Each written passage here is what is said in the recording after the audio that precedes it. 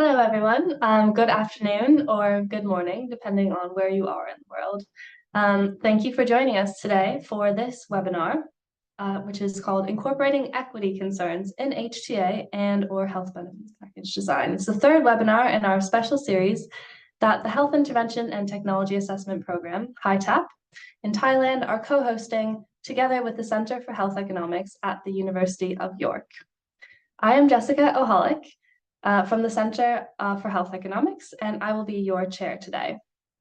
I'm joined today by two speakers and a discussant, but before I introduce our experts, I would like to go through a bit of housekeeping. So this webinar will be recorded to prepare summaries. Please mute your microphones unless you are speaking. You can use the chat function to send questions or your remarks at any point throughout the webinar. And you can use the raise hand function to show an interest to speak during the Q&A. We will save all questions until the end of each presentation. So after each presentation, there will be an opportunity to ask any questions for clarification, and we'll save the main questions for discussion for the Q&A section. So now that that is out of the way, let me introduce our speakers and the agenda for today. We have with us Dr. Yvonne Ochoa-Moreno, who's a research fellow here at the Center for Health Economics at the University of York. His research focuses on impact evaluation of health policies, universalization of healthcare, and lifelong impact of early life health and development. We also have Finn McGuire, who's a research consultant with the University of York and is based in Antananarivo, Madagascar. And his work focuses on health economics and global health. And finally, our discussant for today is Professor Richard Cookson, who's a professor at the Center for Health Economics and is also co-director of the Equity and Health Policy Research Group. And among many other things, he has also co-chaired international working groups on equity. So I'm very excited to have this group of experts here with us, and I hope that you all find the session enriching and engaging. So each of our speakers will speak for 15 minutes, followed by a discussion from Richard, and then we'll have about 20 minutes for Q&A at the end. So like I said, you can ask any questions for clarification in the chat box, and we will aim to answer these immediately following the presentations. And then any questions for wider discussion we'll save for the Q&A. But you're most welcome to write those in the chat box as well, or just to wait and raise your hand when we get to the Q&A section. Okay. And with that, I welcome our first speaker. Please to start speaking. Thanks, Ivan. Thank you. Thank you, Jessica. Well, thank you to HITAP for the invitation. I'm going to share my screen. Okay.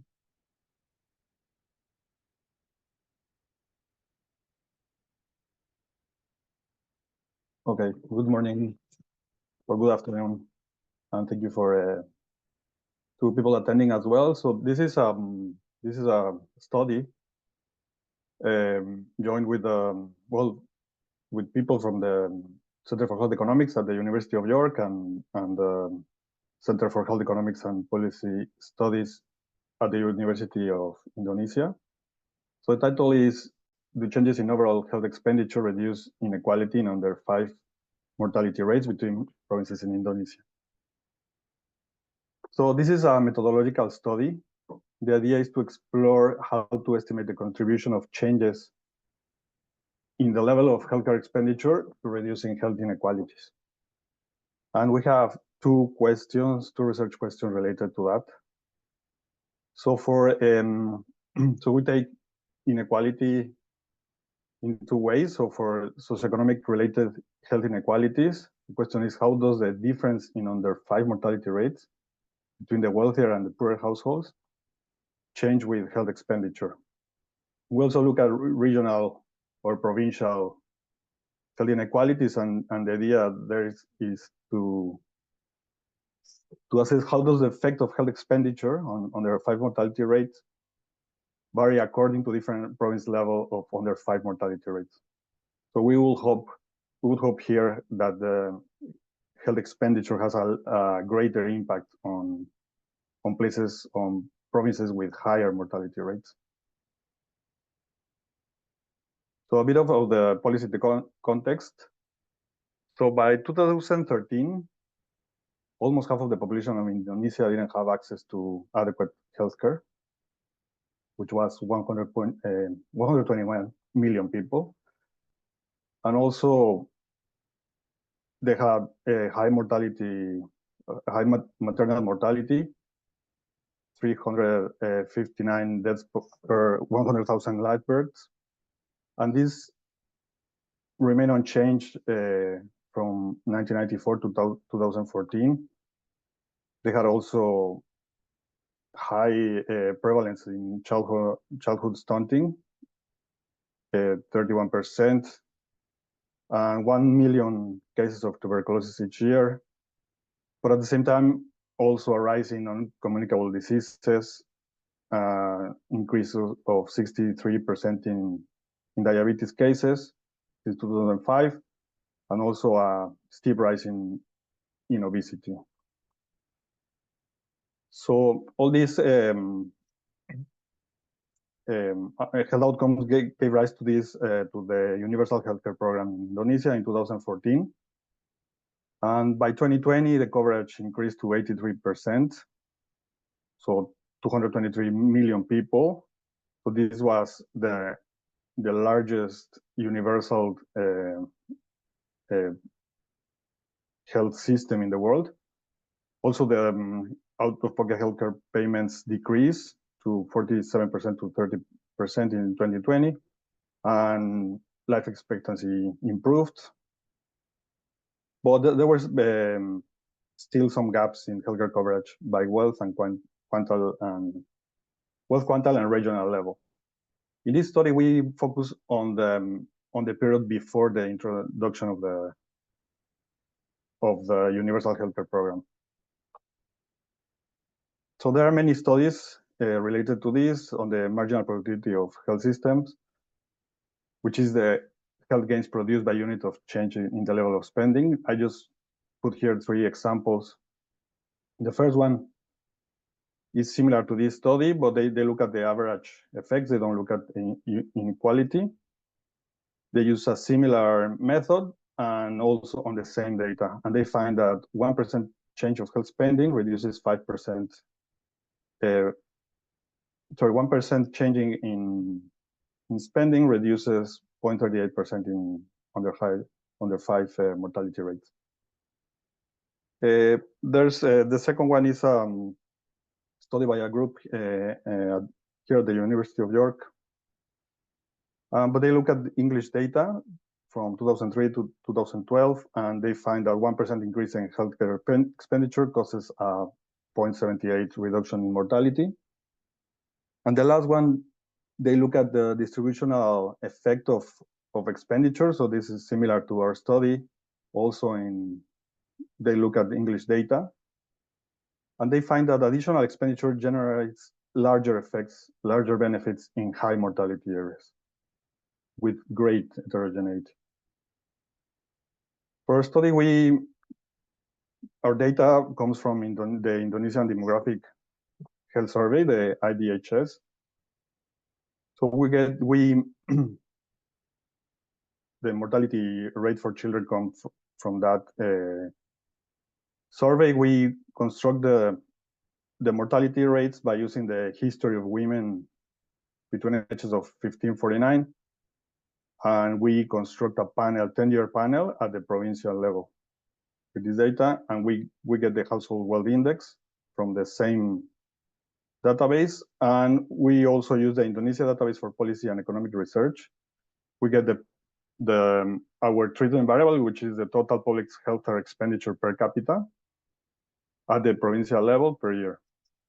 And control variables come from that database as well. We use household total expenditure, relative poverty, sanitation rates, immunization rates, literacy rates, and electrification rate at the provincial level. So our outcome is the concentration index of under 5 mortality rates. Just to explain quickly, this is if we plot the cumulative population proportion ordered by income on the x-axis, on the horizontal axis, against a cumulative proportion of under 5 mortality rates, we get these lines here. The straight line represents perfect equality. So our inequality measure is 2 times the area between the line of perfect equality and our concentration curve. So here, if the curves are above the 45, the perfect equality of 45-degree line means that the mortality rates are disproportionately concentrated on the poor. So yeah, if we look at mortality rates by wealth quantiles and year, we see that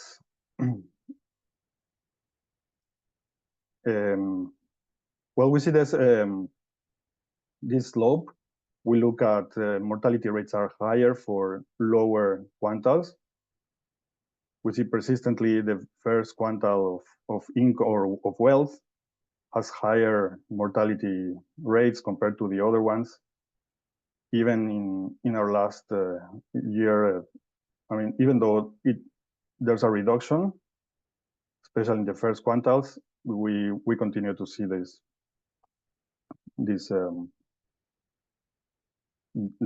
higher mortality for lower income.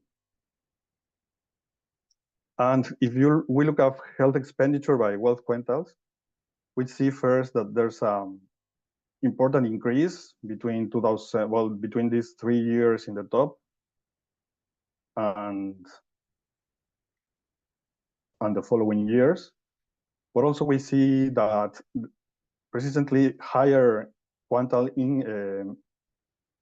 income quantiles have receive higher funds for health. We also see a lot of variation across provinces in under 5 mortality rates. So we have here, the average is 36 deaths per 1,000 live births, but we have values of 139 for the highest mortality for a province, and 7. We have like a lot of heterogeneity across provinces. Okay, so for the analysis, as I said, we constructed under 5 mortality rates by wealth quantile by province. So we have 5 observations per province for each year. We take these 5 observations and we summarize them by calculating concentration indices. So we'll have 1 index per province per year, which is 33 provinces, and 9 years we have 297 observations. And we use the concentration index as our independent variable, as y.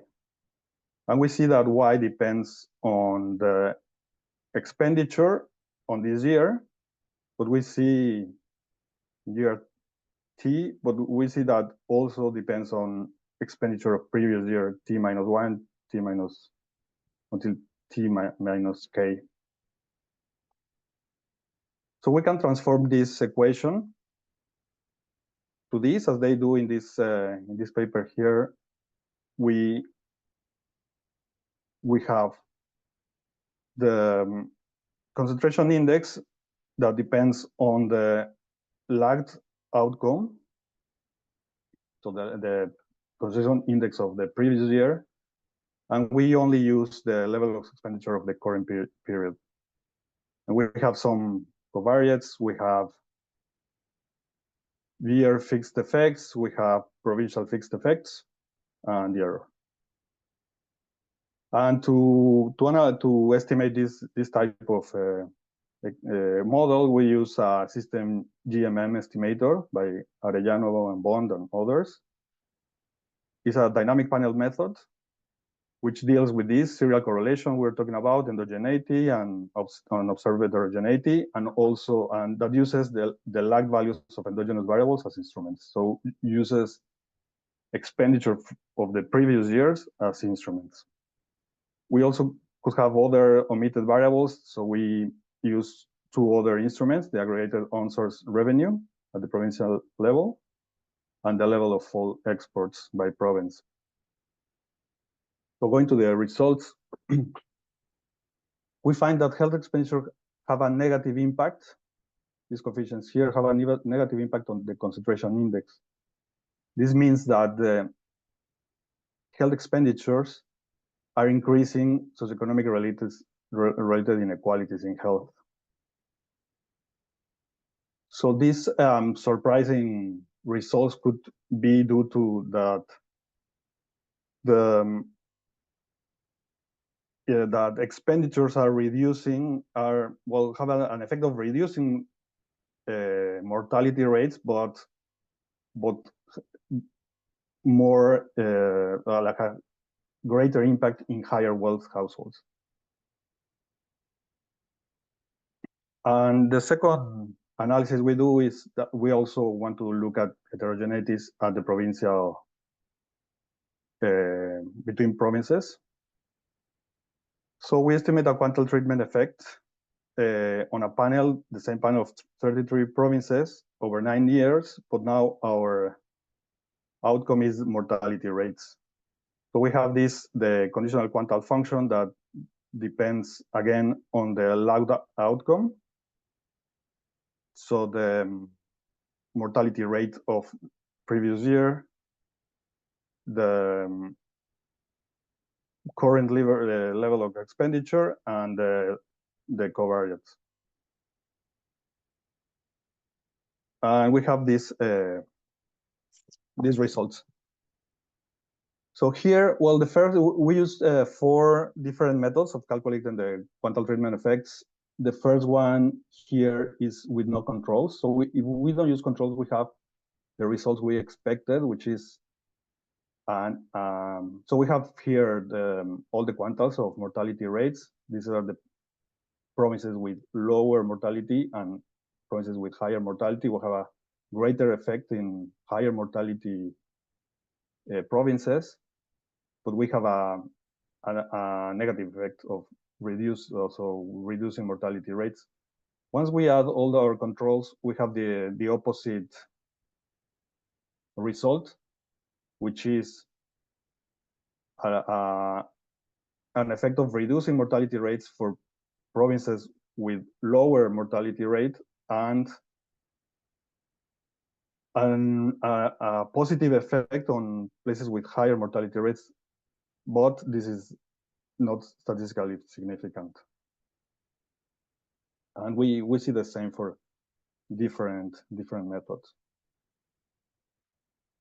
So as a discussion, we have preliminary results, and appears to have greater impact of health expenditure in wealthier provinces compared to poorer ones, and also in provinces with lower mortality rates relative to provinces with higher mortality rates, which is kind of the opposite of we would want for a policy like this. But this is, as I said at the beginning, this is before the introduction of the universal healthcare system.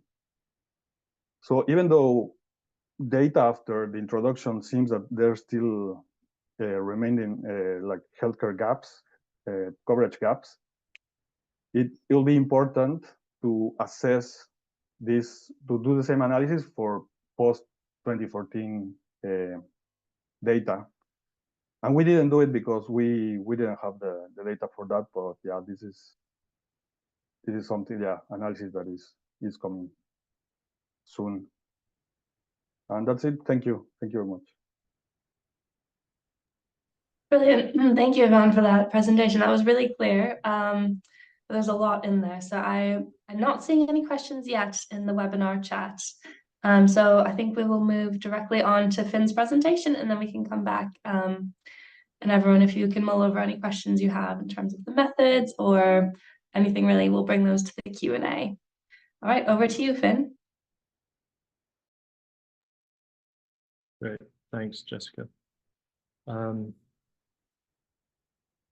Great, thanks very much, everyone, and very happy to be here and presenting this piece of work, which is a paper from 2020, which was written with colleagues at HTA at the University of York, Dr. Paul Ravel, Sakshi Mohan and Pete Smith, as well as colleagues at the Ministry of Health in Malawi, Pakwanja Twaya and General Tabantalu.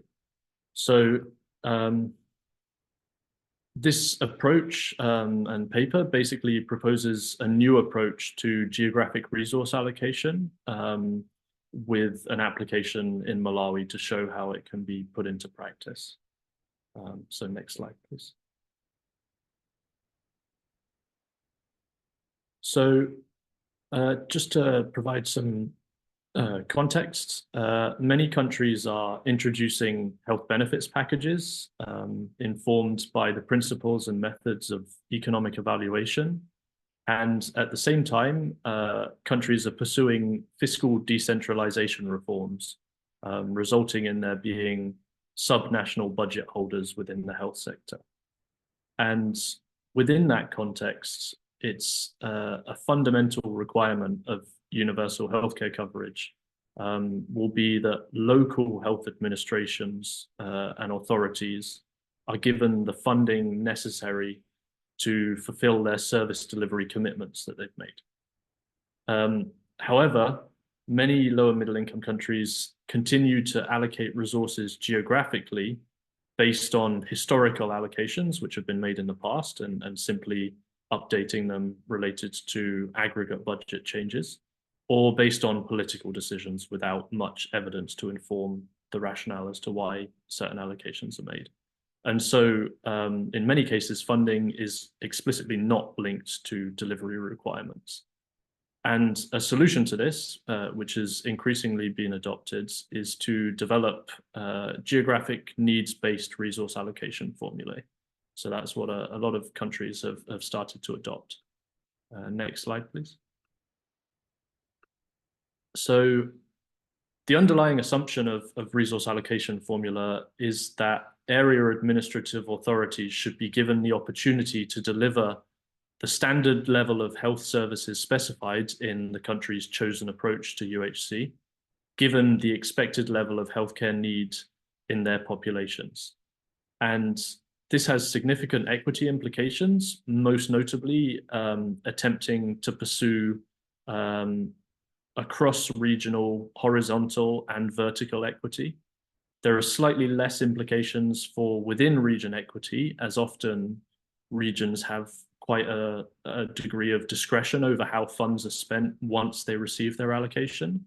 So resource allocation formulae normally don't go as far as guaranteeing patients within regions will receive their fair share of resources, and other policies can be used for this. But it's about ensuring that all budget holders have equal opportunity to provide services to their populations. Next slide, please. So in the past, there have been two main approaches proposed to geographic resource allocation formula. However, in all approaches, no matter how it's done, the objective has always been essentially to predict healthcare expenditure needs across the units to which resources will be allocated.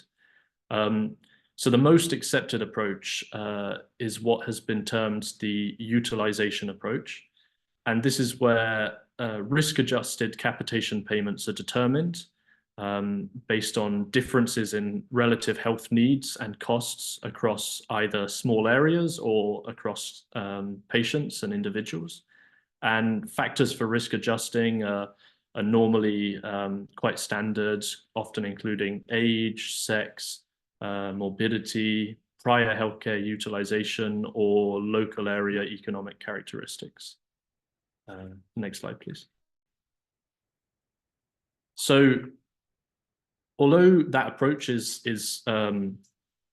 adopted in many high-income countries and is sort of accepted as a best practice, this costed utilization approach has not been commonly applied in lower middle-income countries. And that's largely because the data requirements are quite intensive, including information on utilization rates of health services at patient levels often, and cost information. And this often isn't readily available in many settings. So one proposed solution to this has been uncosted risk adjustment, such as that proposed by Di McIntyre and Laura Anselmi. However, we propose an approach which combines data often used to inform the definition of national health benefits packages, and combining this with routinely undertaken household surveys, such as the demographic health survey or the integrated household survey, to obtain estimates of district level expected healthcare costs. And so the fundamental idea is to explicitly link national level decisions around what services should be provided with subnational level resource allocation choices. Next slide.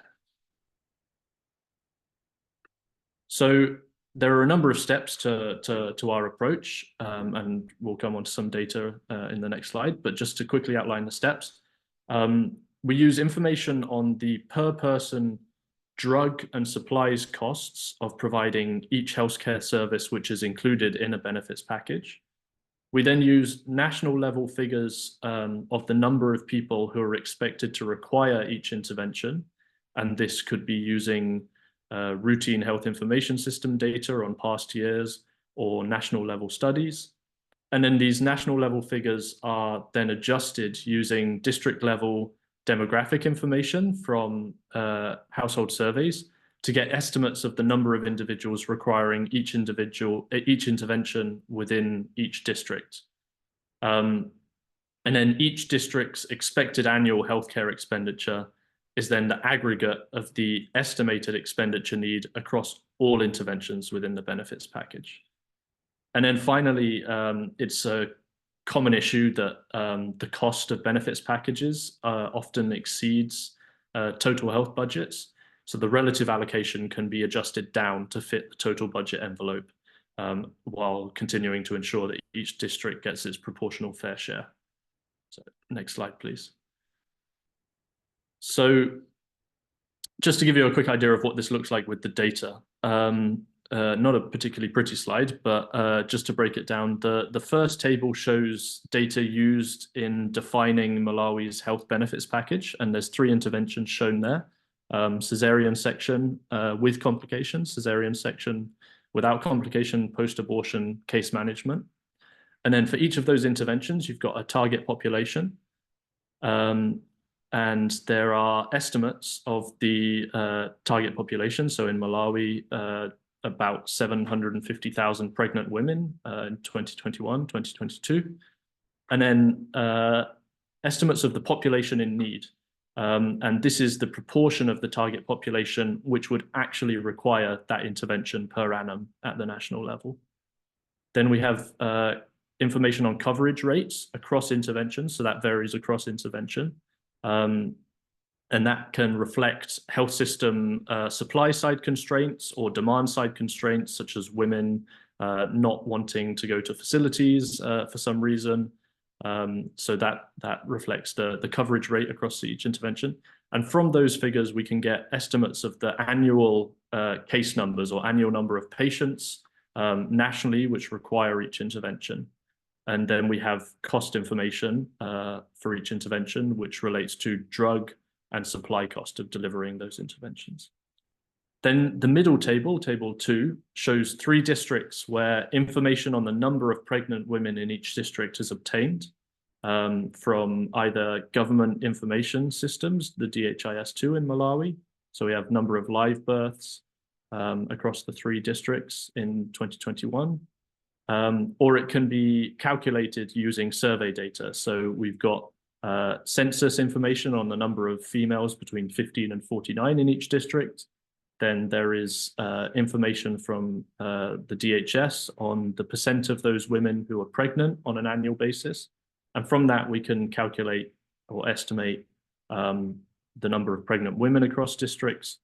And using the information on population in need, we can then calculate the number of cases within each district and then the total cost of delivering cesarean section, in this case, across districts. And then finally, the bottom table shows the aggregate cost for the 3 districts by summing interventions within disease areas. So for cesarean section, this would fall under reproductive, maternal, and child health. So you would sum the cost of providing all of those interventions in that disease area within the district, same for vaccines, same for HIV/AIDS care, so on, and come to a district total for providing the health benefits package to the population who require those interventions within each district. So it's really just a kind of large exercise in pulling together data and information from a range of different sources and using that to make various estimates of case numbers. So next slide, please. So just to quickly go through the kind of some of the results from the Malawi case. So we can see the reason why there's a need to introduce evidence-informed resource allocation formulae that are informed by these principles of equity across districts.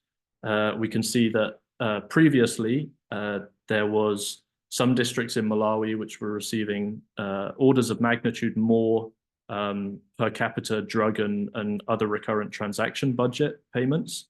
And there was a lot of variation across districts without much justification for why this variation existed. So next slide, please. So here we see the reallocations implied by the new formula that we designed. And we decided to anonymize the districts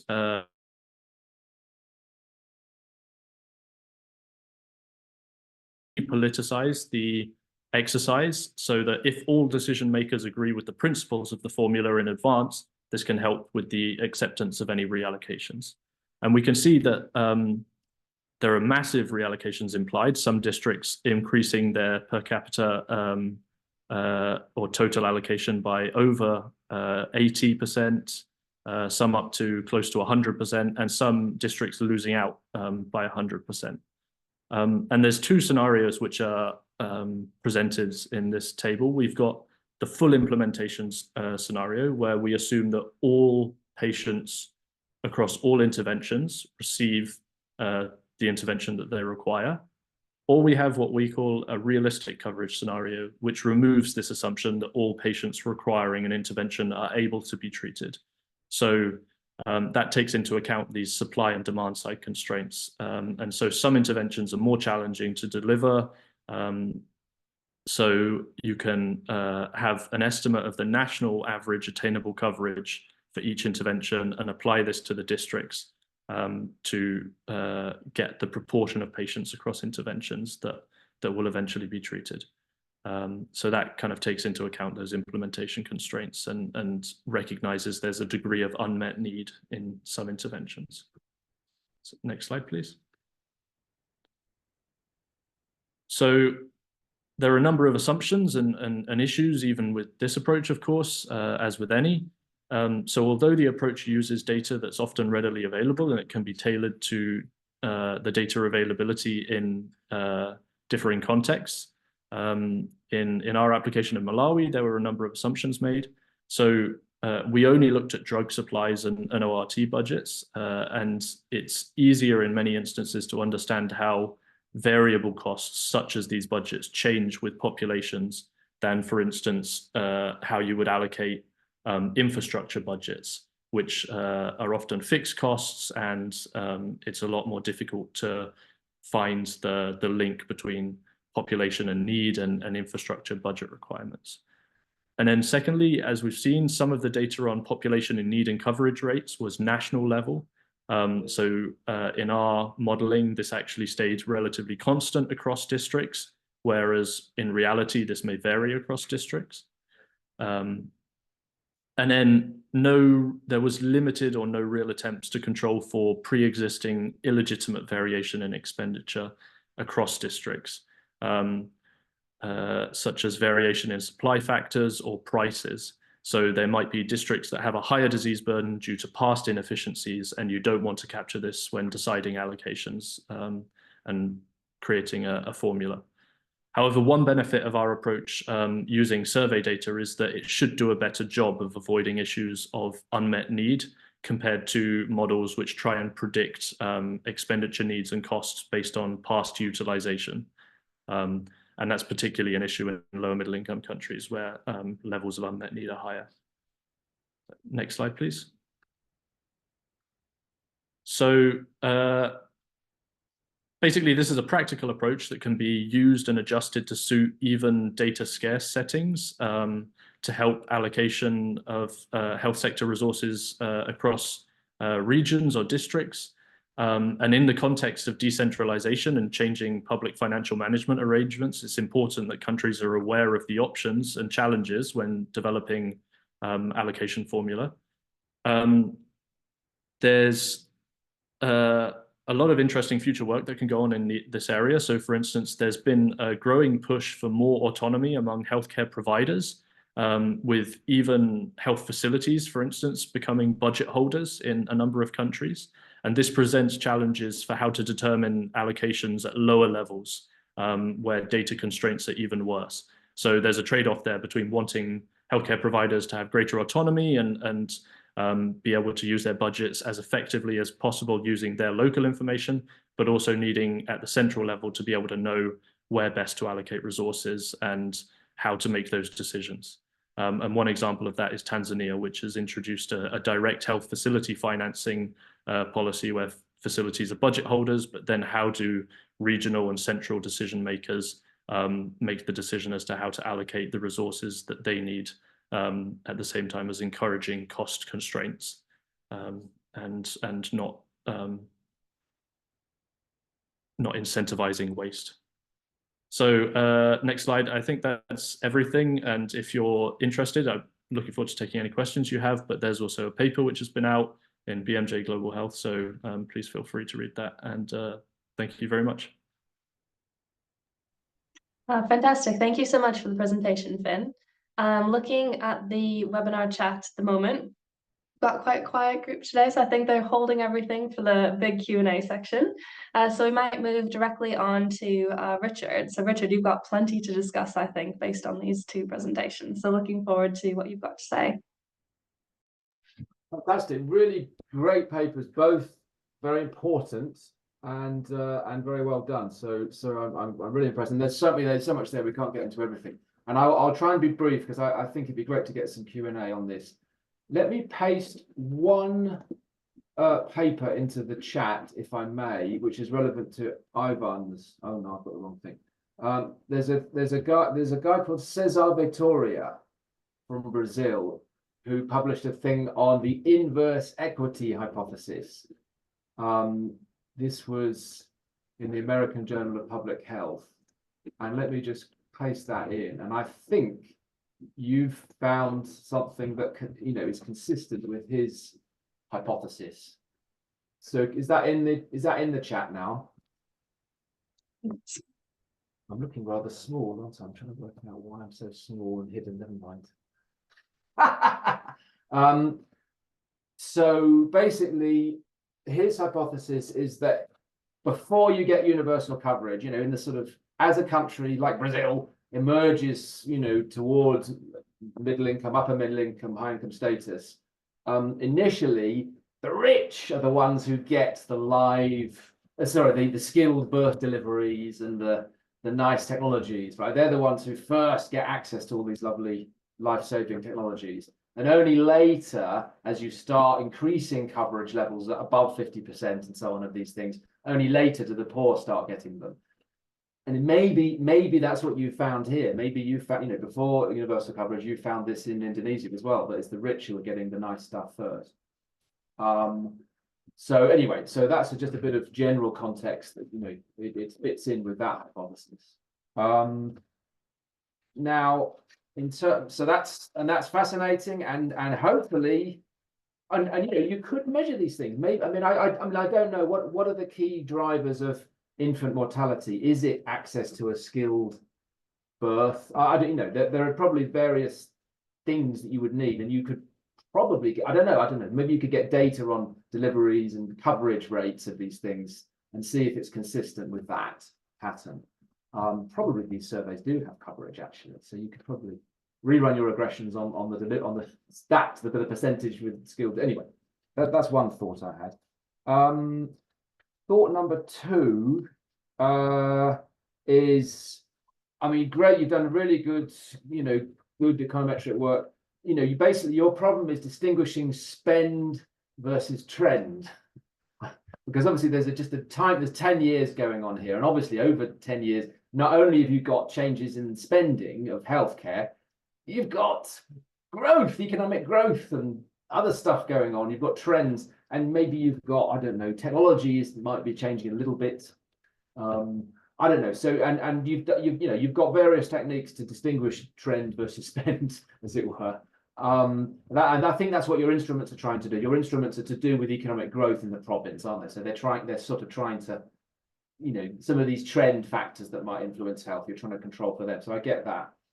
But I don't know. I mean, so that's your econometric problem, and you've done good efforts to address that.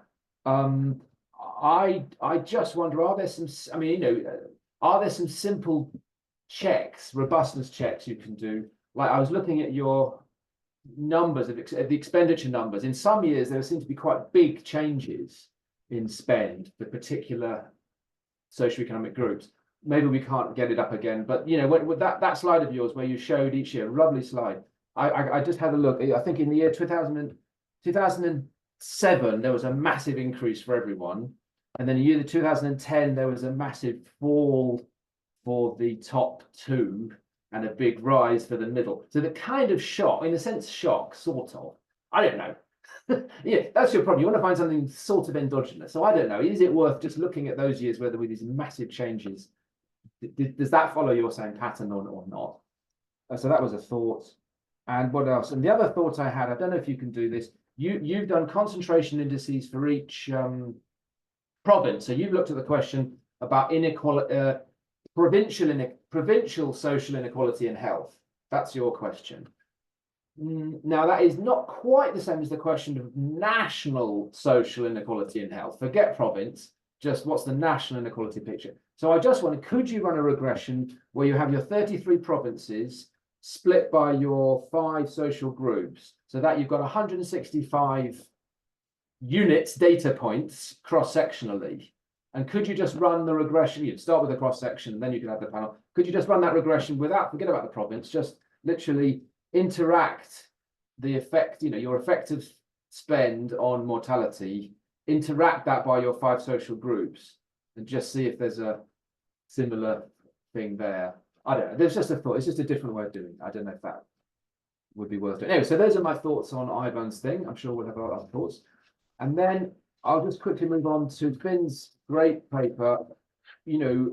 Obviously this is a massive problem around the world. If you don't have these formulae, basically regional politics and power influence where the money goes. And this happened in England. It used to be the big teaching hospitals in London in the 1970s. They got all the money. It was massively skewed. The north. I mean, good grief. I live in the north of England. Very little expenditure in the hospitals, and so they develop these formulae. You start with capitation, which is where you started, and then you adjust for need and so on. So this is great work. You've managed to start doing this in sort of countries without as much data as we have in high-income countries. So I like what you're doing, and it's really sensible what you've done. And so as I understand it, you start with you want to spend per person, and then you've got a need adjustment, and you measure need by these various surveys where you calculate the population in need, and that the population in need, the need adjustment, is to do with various variables from surveys. And I just had a look at your supplementary appendix, and when I looked at that appendix, I found things. Oh, where is it? I found things like you mentioned one of them, which is pregnancy, but you also mentioned, so there's proportion who suffered sickness in the past 2 weeks, and of those who had malaria. Then you've got the proportion of children aged 6 to 23 months with minimum dietary diversity. Then there's proportion with HIV. Anyway, there's a few things that are in this survey, which are, And then there's a proportion chronically ill. That sounds like a good one. Anyway, so so it all hinges on how good those variables are, I think. And then on top of that, so that, that gives you your prevalence. And then on top of that, you need a cost weight. So how do you compare the proportion who are sick with the proportion who've had malaria or who've had pregnant or whatever? And that's why you do this. Yeah, you're nodding. So now, so I get that. I really understand what you're doing there. It makes so much sense. You need a cost weight, you need the prevalence of things, and you need to weight how much are those things going to cost. But it all, of course, the devil is in the detail. How good is your prevalence stuff, and are you really and the mapping? If you've got data on people who are sick, and then you've got all these interventions, how do we know which intervention they have? So anyway, so that's the devil of the detail, and I don't know if there's any sensitivity. I don't know. Is there any? I mean, if I was being really cruel here and say, well, come on, this is all very dodgy. I could rerun this analysis and make a different set of assumptions about which variables map to which costs, and I could probably. I was one of the provinces. You know what happens in reality? The province that's going to lose out is going to complain at your methods and is going to try and redo it and show that. So, what would you do if you were a province that was losing money? How would you? This is my question to you. How would you fiddle the figures to make it look better, or could you? Or is it really clear that some provinces are worse on all of the? I bet there's huge correlation, right, between all of these sickness indicators. In a sense, my question is, what's the absolute rock solid bit of this? Can you put confidence in? I don't know what. Some sense of the uncertainty here. If you were a really cheeky losing out province, how far could you push it? And I suspect you'd find that they would still lose. They would still be overfunded, even if you made the most extreme assumptions. So that might be, anyway, I know you've published it already, so you want to tell me, but I'm just thinking of how to stress test this. So really, that's it. I think it's a really nice piece of work, and great. And obviously I saw Pete Smith was involved in that. I mean, he's the man for doing all this. So well done for taking this on, Finn, around the world. That's really, really cool. So well done both. I'll stop there. Brilliant. Thank you so much, Richard. You've raised a lot of really good points, and we've also got 2 questions that have been posted in the Q&A. So I'm wondering whether we would like to get back on some of Richard's points first, or should we jump into the Q&A and then come back to Richard's points? What do we think? We've got quietness. So See if anyone wants to, or maybe if they're quiet, then come back. But I'm happy to maybe just speak to that last point that Richard made, which was very valid around kind of,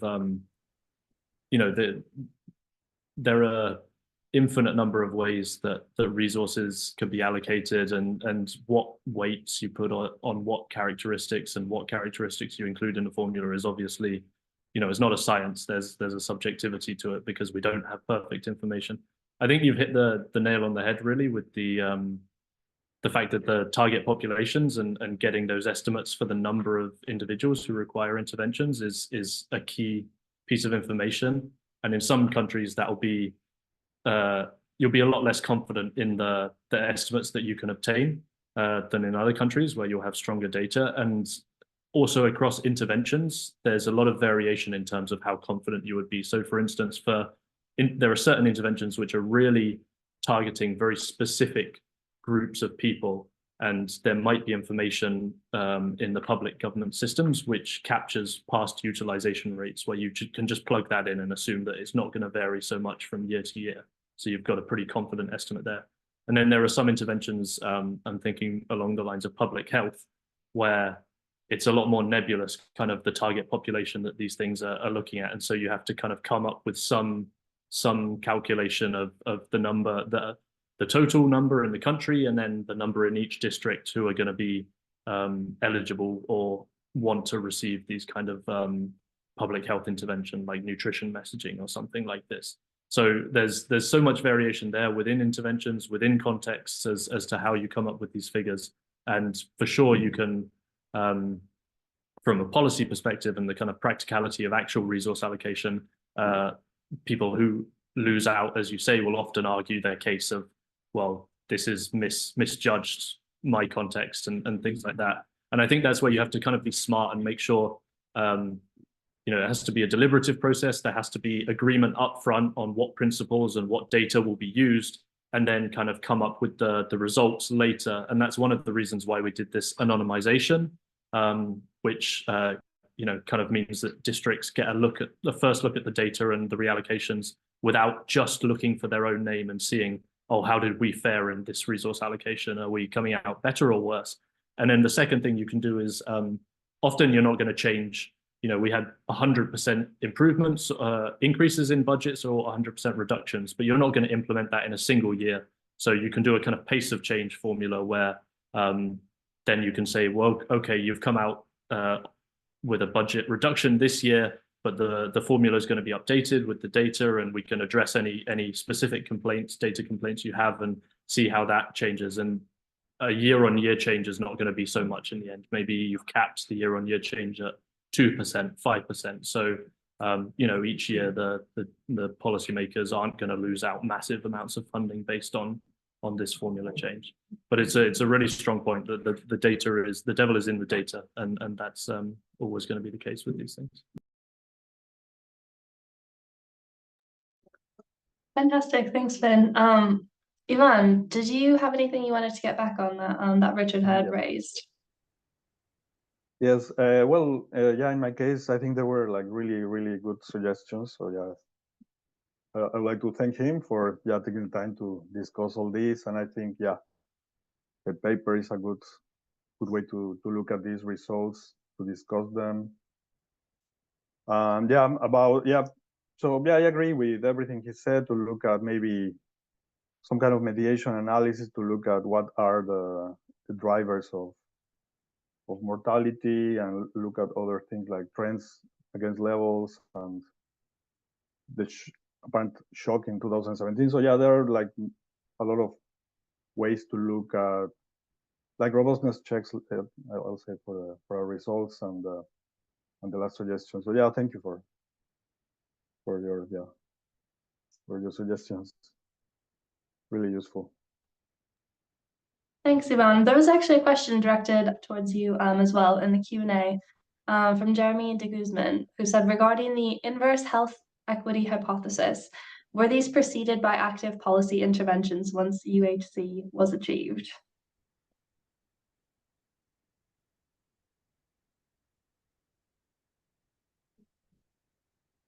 Sorry, I've just realised that I sent my link to. Did I send it to everyone? Hosts and panelists. Does that go to everyone? What I sent or not? No, it won't do. So what we can do is we can share it after the presentation, or we can, unless there's a way to send it during, which I'm not actually sure. Yeah, what was the question? Oh, it's been shared now. Okay. So yes, the question was regarding the inverse health equity hypothesis. Were these preceded by active policy interventions once UHC was achieved? Good question. I'm afraid you're going to have to read it. I think this was quite early on. This is 2008 it was published. It's based on all these surveys. And I think the point was that this was at a time when coverage it was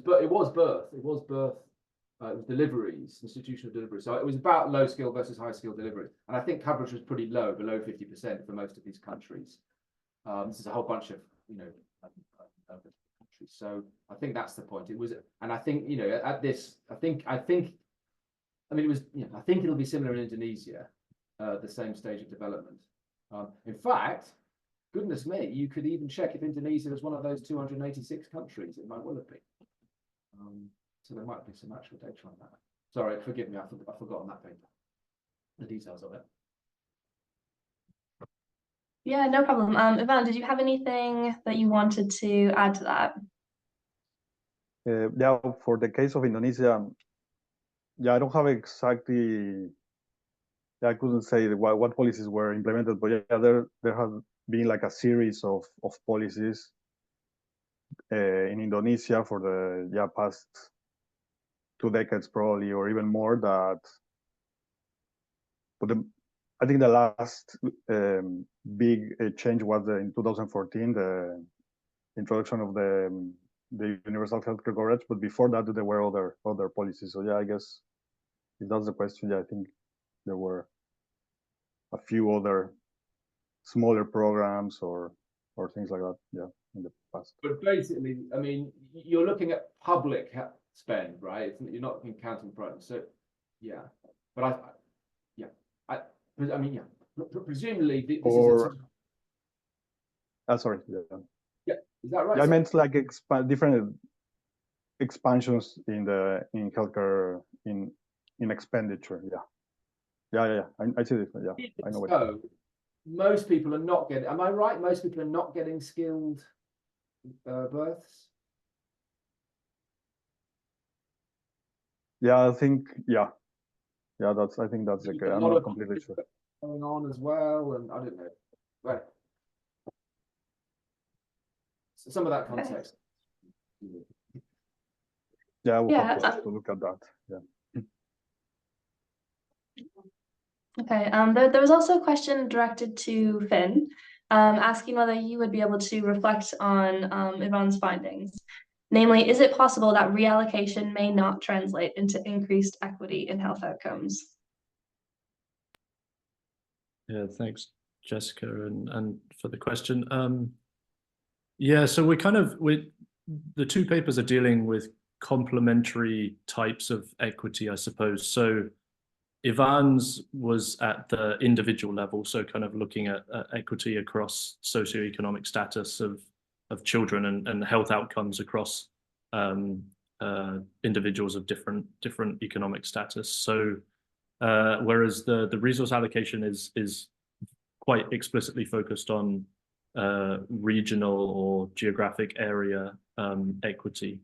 But for sure, I mean, the two aren't separable at all. So if you have regions which are underfunded heavily based on past historic allocations or political decisions in the past, and you are then able to implement evidence-informed kind of real needs-based resource allocation formulae, then the entire population who is based in regions which were previously underfunded should be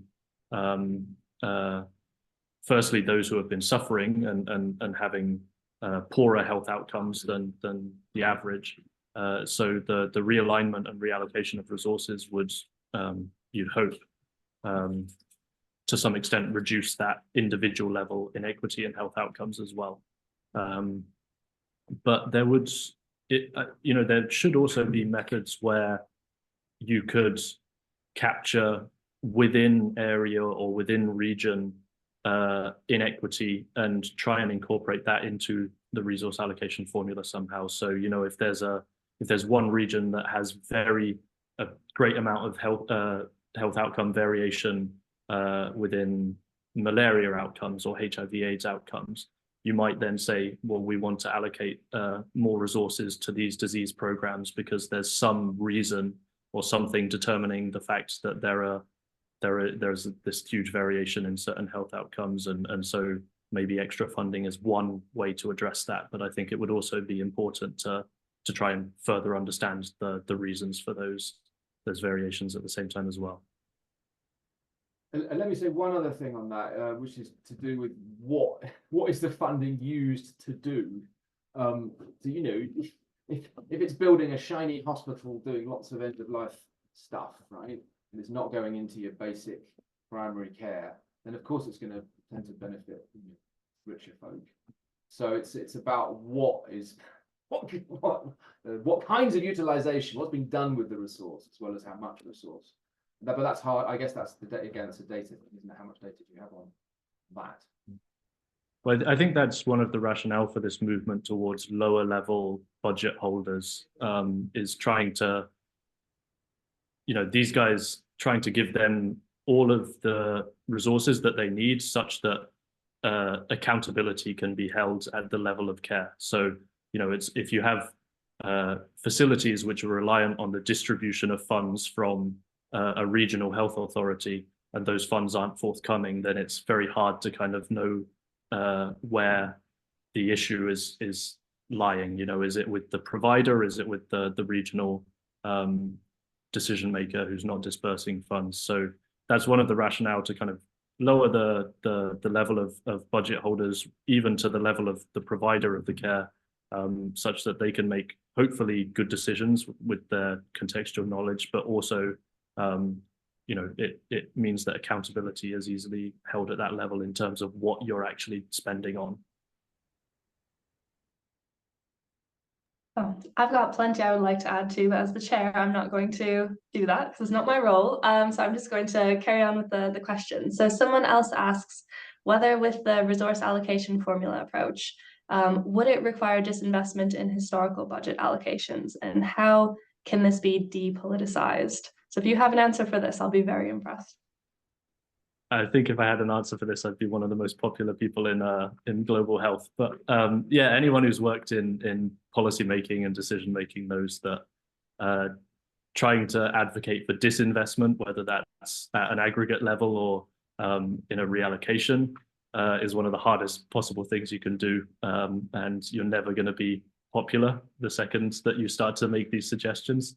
So the one kind of attempt we made to make this more palatable from a political context was to have that anonymization of districts. So I think it's just very important the order that you do things. You need to make sure everyone's on board and has had their say in terms of what information and data and principles are going to be used to make to develop the resource allocation formula.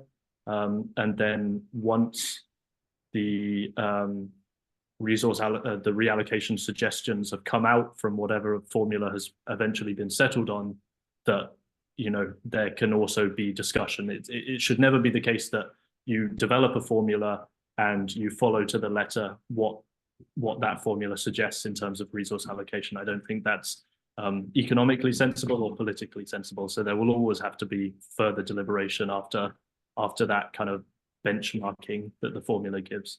But I don't know, I'd be interested. Yeah. So this is like a veil of ignorance, right? Like a John Rawls thing. You don't tell them who they are, and then you agree on the principles, and then you reveal, oops. But I mean, yeah, presumably that's never going to happen. I mean, they'll find out, right? And they'll change them. Yeah. But it's a great idea. Indeed. Okay, so we've got 10 minutes left in the Q&A, and before I get to the next question, I just want to mention that we will have a poll at the very end to get everyone's views on what the final and next webinar topic should be. So that one will be on June 18th, so just hang on until 1:15. And now back to the question. So this is a question, I think, for both Yvonne and Finn. Both studies require considerable data. Has there been better data available and accessible by researchers in Indonesia and Malawi since the studies were initiated? And what are the lessons for other LMICs that are working on equity? Yeah, for Indonesia, we are gathering, we're in the process of gathering data. We have, for the demographic health survey, there's a new, so we look until 2014, but there's 2017 is available, and maybe 2022 will be available soon. And for the other, the provincial level covariates and the health expenditure variable, now we're looking to gathering this data until 2020, I think, and also possibly at the district level, so a lower level than the provincial. So those are really, really good news. So yeah, we are in the process of gathering this data, and yeah, we want to extend this analysis and compare the results after the introduction of the universal healthcare coverage and see how they compare. So yeah. Ben, do you have anything to add about the Malawi context?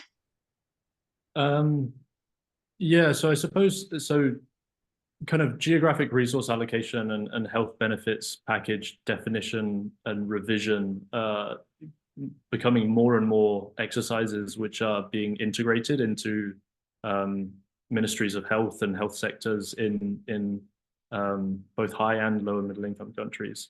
And they're definitely not exercises which are a sort of one and done thing. They should be continually reviewed, updated and revised, and with that comes any data improvements and revisions. But it's kind of a, it's a two-way street. You want the new data as it becomes available to input into these exercises. However, whatever the frequency of their undertaking is in a country, some places it might be every year, some places every 5 years. But you also want the data needs and gaps of these exercises to inform data collection exercises. So if there are kind of strong assumptions that will be made in some cases, you want to try and undertake data collection to plug those gaps and improve the data that's going into these. So it's definitely a simultaneously beneficial exercise, and yeah, it should be, I think, a routine part of most ministries and departments of planning's activities. Okay, someone else asked a more specific question, actually, getting into the data as well. So it was mentioned during your presentation to get demographic data at the district level for costing in order to devise pricing of benefits packages. They ask whether you would propose district level pricing of health benefits packages or an incentive structure in health systems according to variability in district levels in LMICs.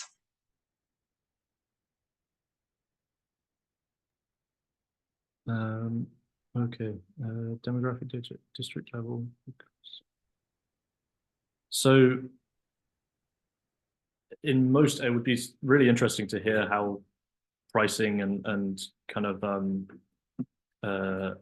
medicines and pharmaceuticals and things like that are bought in different contexts. So in the Malawi context, because this resource allocation formula we were looking at was explicitly for pharmaceuticals, drugs and supplies, in terms of the pricing, that was done at the national level, and there's a central medical stores trust in Malawi which undertakes all of the purchasing of pharmaceuticals for the country and then distributes that based on requests from regions and districts, and then they distribute it further down to health facilities. So in terms of the pricing that we were using national level figures, but it's certainly the case that costs of delivering health services can vary across regions and districts. So that should certainly be something that can be taken into account, should be taken into account as a legitimate source of variation of the differential health expenditure costs and needs that different districts have. In terms of proposing different district level pricing for health benefits packages, so again, the kind of benefits package in Malawi is a nationally defined package. So there might be some cases in some countries where actually there's variation in the package across regions, and that could be based on demographics or disease burden varying across regions as well. I'm not sure that I've seen differences in pricing or incentive structures at sub-national level, but that would be an interesting idea. Okay, we are very nearly out of time, and I want to make sure that we have a chance to do the poll. So I think I'm going to wrap it up here.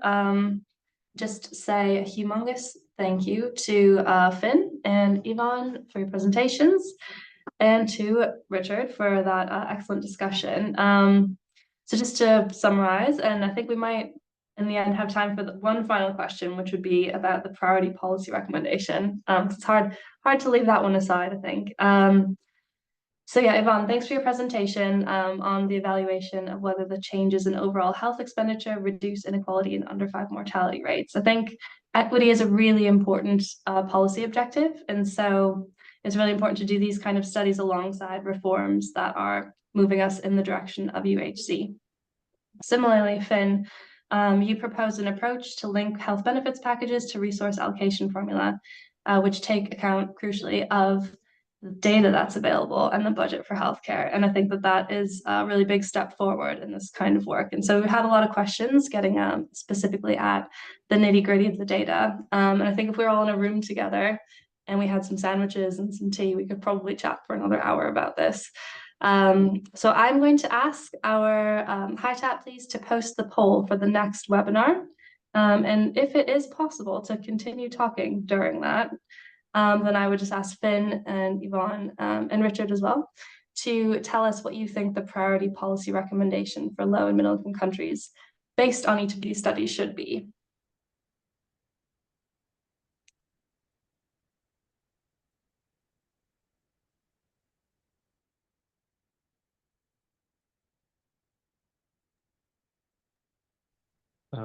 I can go quickly then for the resource allocation formula. I think countries should continue as they have been doing to try and explicitly define health benefits packages. And I think in settings where that's done, it makes sense to somehow link resource allocation, geographic resource allocation to those packages.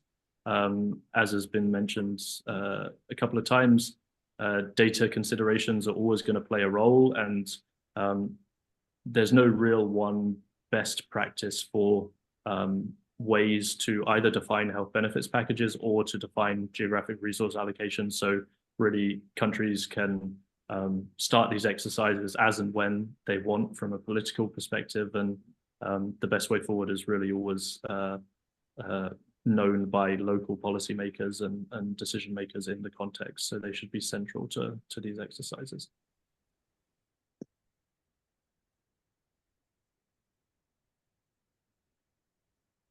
I think you're muted, Jessica. Yeah, thank you, Finn, and thanks to everyone who's voting. So please keep voting and post any ideas you have as well in the chat box. And any final comments, Yvonne or Richard? Yes, yeah, well, the policy recommendation. In my case, yeah, I think it's very important to look at this type of analysis will inform something that sometimes the analysis that focus on the average effects will hide. So so this type of analysis in the equity impacts, I mean, yeah, they're useful to bring all these kinds of results to conversations about budget setting or conversation about budget setting, and look at, because it's not only important to expand expenditure, which is it is important, but it's very important as well where to allocate this, where to allocate the additional resources. Yeah, I think that's the main. And my final comment is that it's not just spending more money that matters, it's what you're spending it on, because there's a huge bias towards expensive, shiny hospital stuff. We find this in England as well. You increase hospital spend, it actually benefits the middle society more than the bottom. It's because the poorer folk are getting some emergency care in countries, but then it's not being spent on the sort of preventive stuff, the primary care. That's a classic problem. How do you shift money? It's not just about shifting money between regions. It's about shifting money between types of care, and that's a very difficult problem. Oh yeah, and one other thing. Some very wise person asked the question whether distribution or cost effectiveness analysis could be used in these countries, and of course, the answer is yes. Yeah, sorry, I think there's so much to say on that. I was like, oh, I don't know if we've got time to get into it. So our time is actually up, unfortunately, for this webinar today. So we do have a winner for our next webinar. That will be on informing health benefits package design using evidence on health opportunity costs. So I'm looking forward to that one in June, and hopefully looking forward to seeing you all there again. Thanks all for the engaging presentations, discussion, and to everyone in the audience who asked questions. Thanks and goodbye. Well done, guys. Thank you very much. Thanks, Jessica. Bye. Thanks, everyone. Bye.